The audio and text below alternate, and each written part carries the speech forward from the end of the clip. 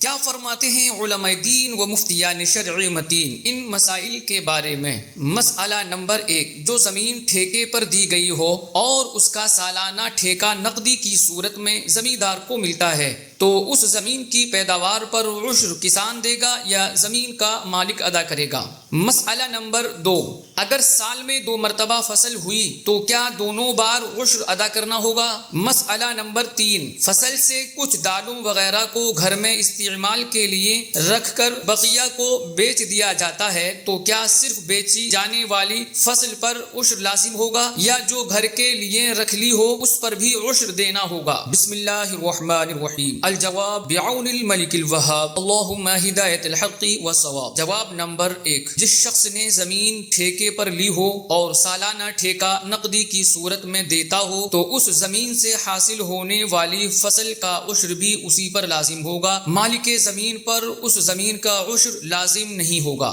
اجارے پر دی جانے والی زمین پر عشر کے بارے میں نہر الفائق میں ہے کہ زمین اجارے پر دی تو امام اعظم علیہ الرحمہ کے نزدیک عشر مالک زمین پر ہوگا اور صاحبین کے نزدیک کاشتکار پر ہوگا۔ اس اختلاف کو بیان کرنے کے بعد علامہ ابن عابدین شامی علیہ الرحمہ ارشاد فرماتے ہیں کہ اس معاملے میں صاحبین کے قول سے عدول کرنا مناسب نہیں ہے۔ اسی بارے میں اعلیٰ حضرت امام احمد رضا خان علیہ الرحمہ ارشاد فرماتے ہیں صاحبین کا مذہب یہ ہے کہ عشر صرف کاشتکار پر ہے، اس پر فتویٰ دینے میں کوئی حرج نہیں، بلکہ ان ملکوں میں جہاں اجرت نقدی ٹھہری ہوتی ہے وہاں اسی پر فتویٰ ہونا چاہیے۔ جواب نمبر 2، سال میں ایک سے زیادہ بار فصل پیدا ہوئی تو ہر بار عشر دینا لازم ہے۔ سال میں ایک سے زیادہ بار حاصل ہونے والی فصل پر عشر کے بارے میں علامہ ابن عابدین شامی علیہ الرحمہ ارشاد فرماتے ہیں کہ اگر زمین سے بار بار فصل نکلی تو ہر بار عشر واجب ہے، کیونکہ اس بارے میں نصوص سال کی قید سے مطلق ہیں اور حقیقتاً عشر نکلنے والی چیز پر ہوتا ہے تو نکلنے والی چیز کے تکرار سے وجوب بھی متکرر ہوگا۔